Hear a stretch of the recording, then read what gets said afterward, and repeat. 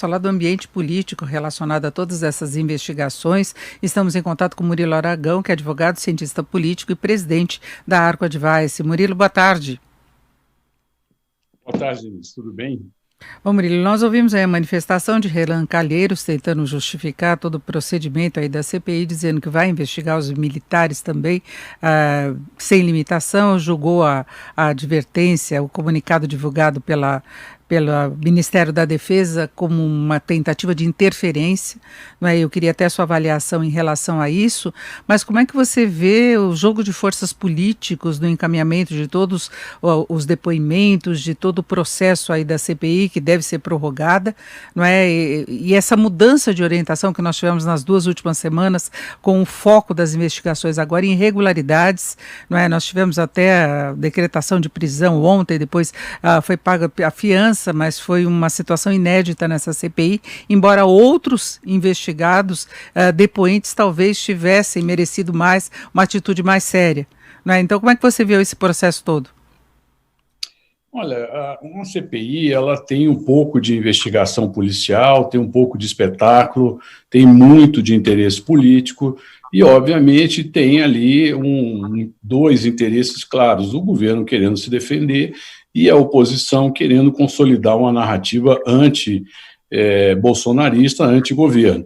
E a pandemia serve como justificativa, obviamente, pelo tamanho da tragédia social que ela representa a todos nós, e também pelo fato de que o governo teve um comportamento inconsistente ao longo da questão e que gerou uma série de questionamentos que estão sendo feitos agora pela CPI.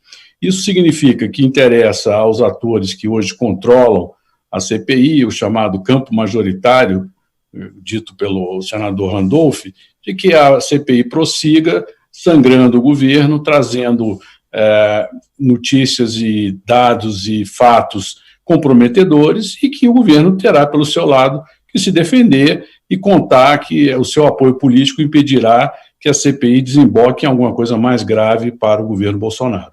Agora, a gente tem visto, Murilo, várias pesquisas apontando aí uma queda da aprovação ao presidente Bolsonaro. Você relaciona isso à CPI? Tem boa parte dessa queda se refere, sim, à CPI. E também ao fim do auxílio emergencial naquele montante que tinha no ano passado, e talvez o fato de que o crescimento econômico, que é identificado nos números, não chegue às ruas, não chegue ao emprego, não chegue à atividade informal. E há uma combinação, obviamente, de más notícias por conta da pandemia, demora na vacinação, demora na percepção do crescimento econômico, deficiência na própria comunicação do governo e uma CPI da Covid que diariamente expõe negativamente o governo na grande mídia. Isso, sem dúvida, causa um desgaste na popularidade do governo. Agora, muito se fala da possibilidade de uma retomada mais firme da economia brasileira, e especialmente se for uma retomada desigual, porque você chamou a atenção, a falta de percepção dessa recuperação. Embora as projeções tenham melhorado, boa parte da população está enfrentando desemprego, queda de renda, um desequilíbrio de renda muito maior, né? E o auxílio emergencial não cobre no momento em que a inflação corrói muito o poder de compra da população. Mas digamos que isso mude no começo do ano que vem, que se tenha um cenário econômico mais favorável. Você acha que o presidente reverte, mesmo com todo esse ambiente da CPI o expondo diariamente? Olha, o grande desafio do presidente Bolsonaro é manter a sua base política e a sua base popular razoavelmente incólume, ou seja, ele tem ali uns 25% de aprovação firme e mais um tanto de avaliação regular. Se ele conseguir preservar isso, em especial por conta da retomada da economia e pela ampla vacinação que se espera que ocorra antes do final do semestre, do novo semestre, é possível sim que ele entre no ano eleitoral com força para se posicionar em direção ao segundo turno. E hoje há claramente uma intenção de que ele seja o candidato, ou seja, que a polarização entre Lula e Bolsonaro seja mantida, porque ambos têm grande rejeição, e se um terceiro candidato surgir entre os dois e chegar ao segundo turno, tem grande chance de ganhar a eleição. Então, o fato é que parece curioso e irônico, mas a Bolsonaro e a Lula interessa manter a polarização entre eles, e isso é o que deve prevalecer, pelo menos até o final do ano. Os dois fazem essa opção de resolver a briga entre eles mesmos, né? Manter essa popularização e contando com uma rejeição maior do outro lado. Agora a gente vê uma insatisfação muito grande, boa parte da população. Agora chama atenção também a recuperação de apoio ao ex-presidente Lula, que algum tempo atrás parecia muito improvável. Ele foi preso, né? Nós tivemos Dilma Rousseff enfrentando um processo de impeachment com imensas manifestações da população, teve muito anti-PT no voto para Bolsonaro, né? Então se imaginava que o Partido dos Trabalhadores teria perdido mesmo terreno, embora Haddad tenha ido para o segundo turno com Bolsonaro, teve um enfraquecimento do partido como um todo, né? Você acha que se consolida, há essa possibilidade de se consolidar uma trajetória em que Lula chegue ao segundo turno das eleições no próximo ano? Bom, hoje, olhando os números, Bolsonaro e Lula estariam no segundo turno, mas ainda tem muito chão pela frente e temos que considerar que a rejeição a Lula é muito grande também. Há, obviamente, a capacidade que ele tem de unir a esquerda, né, e parte da centro-esquerda, e isso, sem dúvida, é relevante em termos eleitorais, mas eu digo que uma parte desse apoio hoje se dá também pelo fato de que o centro não tem ainda uma candidatura consistente, uma candidatura competitiva, que poderá roubar votos e intenções de votos, tanto do Lula quanto de Bolsonaro. Então, é importante entender que, por isso eu digo, que se um terceiro candidato chega ao segundo turno, ele irá se aproveitar da imensa rejeição que existe em relação ao Bolsonaro e em relação ao Lula. Agora, respondendo objetivamente, toda a narrativa de Bolsonaro terminou ressuscitando politicamente o Lula. Claro que a decisão do Supremo é que permite ele ser candidato, o viabiliza como candidato, mas politicamente ele também se beneficiou muito do ambiente de polarização criado e estimulado, não criado, que não foi criado pelo presidente Bolsonaro, mas estimulado e mantido pelo presidente Bolsonaro.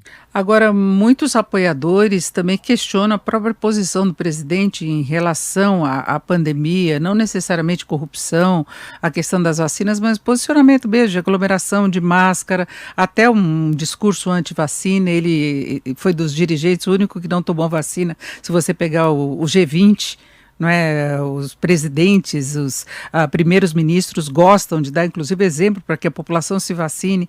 Esse posicionamento também colaborou para se ter um anti-bolsonarismo a mais, não é? É verdade, porque a gente deve lembrar que o Bolsonaro ganhou as eleições em 2018, não foi por conta dos bolsonaristas, não foi o movimento bolsonarista que o elegeu. O voto que o elegeu foi o voto daqueles que eram contra o PT e que eram também órfãos do PSDB, órfãos de uma candidatura de centro, que preferiam um candidato que que estava na direita e acenava para a centro-direita, do que um candidato da esquerda. O fato é que aqueles chamados isentões, né, que eles dizem, olha, esses isentões é que terminaram elegendo o Bolsonaro. Com essa posição anti-vacina, ele perdeu muito apoio nesse grupo. E se a gente fizer um exercício de que, por exemplo, o Bolsonaro tivesse decidido em outubro ou agosto do ano passado comprar muitas vacinas, como o Trump fez, Trump, mesmo mantendo um discurso ambíguo em relação à vacinação, comprou muitas vacinas. Então, os Estados Unidos teve vacina abundante já no final do ano para iniciar seu programa. Se o Bolsonaro tivesse feito isso, provavelmente a popularidade dele hoje seria muito grande. Tem toda a discussão, inclusive, da posição do Ministério da Saúde, que se percebe uma falta de coordenação até para as negociações de vacinas. Teve primeiro o problema da Pfizer, depois as suspeitas agora de irregularidades em relação à Covaxin, as próprias críticas à Coronavac, que o Instituto Butantan disse que de início não teve qualquer apoio do governo, né? Então isso coloca também uma outra situação que é aí relacionada ao Ministério da Saúde, né? Sem dúvida. Há uma questão também que toda a política de vacinação no Brasil sempre foi dominada pela Fiocruz. E a Fiocruz, quando faz a opção pela AstraZeneca, ela, de certa forma, não apoia, e ela tem um grande poder de influência no meio técnico, ela não apoia as outras opções de vacina. A vacina de São Paulo, a Coronavac, surge porque o Butantan tem institucionalidade suficiente para propor e se colocar nesse debate com força. Agora, o Brasil poderia ter comprado no ano passado vacinas de todos os lugares. Eu tenho ampliado as compras de Pfizer, Moderna, Covaxin, Sinovac e várias outras, e não ficar dependendo de um ou outro fornecedor. E ficamos dependendo da AstraZeneca, e houve atraso, e também da Coronavac, por conta de questões relacionadas ao relacionamento bilateral entre Brasil e China. Então, de certa forma, o governo também teve incompetência técnica na gestão do processo por não ter tomado a decisão de abrir a compra e a própria autorização e exame, validação dessas vacinas de forma mais rápida. Agora, Murilo, como é que fica a base de apoio do governo no Congresso em meio a tudo isso, né? Ricardo Barros ainda deve prestar depoimento à CPI, mas o apoio do Centrão, como é que você vê o encaminhamento, inclusive, das votações no Congresso, que a gente vê uma força muito grande dos políticos para agregarem propostas a propostas originais do governo, desviando um pouquinho o foco. Isso já ocorreu em relação ao MP da Eletrobras. Agora, há muita polêmica em relação à proposta de reforma tributária que foi apresentada pelo governo. Como é que você vê essa força na prática que o governo teria com a proximidade do Centrão e o Centrão também sendo em parte alvo das investigações? Olha, a questão é mais séria, mais profunda. O que ocorre desde 2015 é uma transferência de poder do Poder Executivo para o Congresso Nacional. O Congresso Nacional, cada vez mais nesses últimos anos, tem agido com maior independência. Então, hoje, a maioria do Congresso interessa ao relacionamento com o governo Bolsonaro. Foi assim, por exemplo, que se manteve o apoio a Dilma até certo ponto.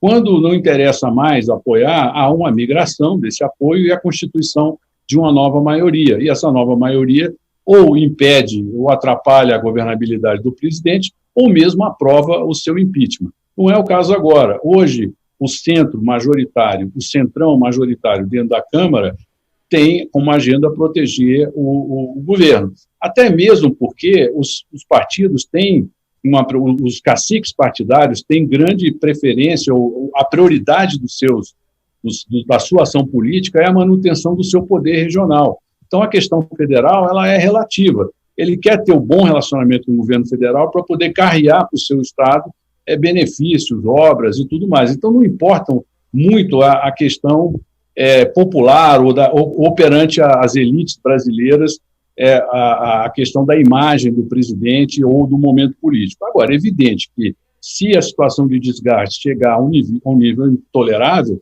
essas forças políticas abandonam o presidente da mesma forma que um primeiro-ministro perde a maioria no parlamento e é substituído. O impeachment no Brasil ele é um voto de desconfiança. Então, quando uma nova maioria se constitui e deixa de confiar no presidente eleito. No momento, eu não vejo as circunstâncias de um impeachment ou de perda grave de apoio político. Agora, o que fica bem claro é que a autonomia do Poder Executivo com relação ao processo decisório, ela está sendo muito limitada. Eu não tenho a menor dúvida de que essa proposta tributária enviada pela equipe econômica na semana passada, será modificada ou mesmo paralisada dentro do Congresso. Ela não deverá ser aprovada da forma com que foi proposta. E eu não vejo nem a questão específica da tributação de dividendos como um problema. Pelo contrário, essa daí talvez seja um consenso e que certamente será aprovada. Mas existem outras questões ali que foram embutidas, consideradas jabutis no Congresso de que o Executivo teria enfiado na proposta e que não passarão. Então, hoje, o comando ideológico da política tributária e da política econômica se deslocou para o Congresso Nacional. É eles que vão decidir o que vai ser aprovado. E eu queria colocar uma última questão. O presidente Bolsonaro ainda não tem partido, né? Ele não sabe por qual partido que ele vai se candidatar no ano que vem. Houve muitas conversas, ele tem um prazo para isso, mas ele pode perder, inclusive, aquele espaço que ele teve junto ao PSL. PSL agora que discute com outros movimentos a possibilidade de exclusão dos apoiadores do presidente Bolsonaro. Ele tentou formar um partido e não conseguiu. Você acha que isso vai ter alguma interferência também em formação de apoio ao presidente nas eleições de 2022? O ideal para ele precisa ter um partido grande para fazer política, e esse é um problema do presidente Bolsonaro. Ele conseguiu chegar à primeira divisão, se elegeu presidente da República como uma estrela solitária, avançando com os seus métodos, os seus meios e seus apoios, sem ter necessariamente uma estrutura partidária, mas o jogo agora ficou mais complicado. Ele deveria aderir a um partido mais estruturado vamos dizer, compartilhar a coordenação política com esse partido, ou seja, compartilhar o seu destino político com esse partido. Eu acho que é o que deve acontecer. Eu não sei se ele irá continuar tentando capturar um pequeno partido, uma dessas legendas nanicas, para, a partir daí, criar uma coalizão forte em torno do seu nome. Acho que não. Talvez o caminho que ele deverá seguir é de aderir a um partido maior que lhe dê certo conforto e estrutura para disputar a eleição. E essa decisão ele vai tomar nos próximos meses. E nesse apoio ainda, eu lembrei agora de uma outra questão mais recente, que é o posicionamento de partidos, inclusive da chamada base de apoio do Centrão, que assumiram uma posição contrária à ideia do presidente de alterações da urna eletrônica. Né, com a questão do voto impresso, do voto auditável, eles se reuniram e votaram contra, e complicando muito a possibilidade de qualquer proposta nesse sentido seguir adiante no Congresso. É verdade. O fato é que, como eu disse, hoje existe uma autonomia muito grande do Poder Legislativo em relação ao Poder Executivo. Uns dizem que vivemos uma espécie de semi-parlamentarismo, outros dizem que é um semi-presidencialismo. O Michel Temer diz que é um presidencialismo compartilhado, e é isso mesmo.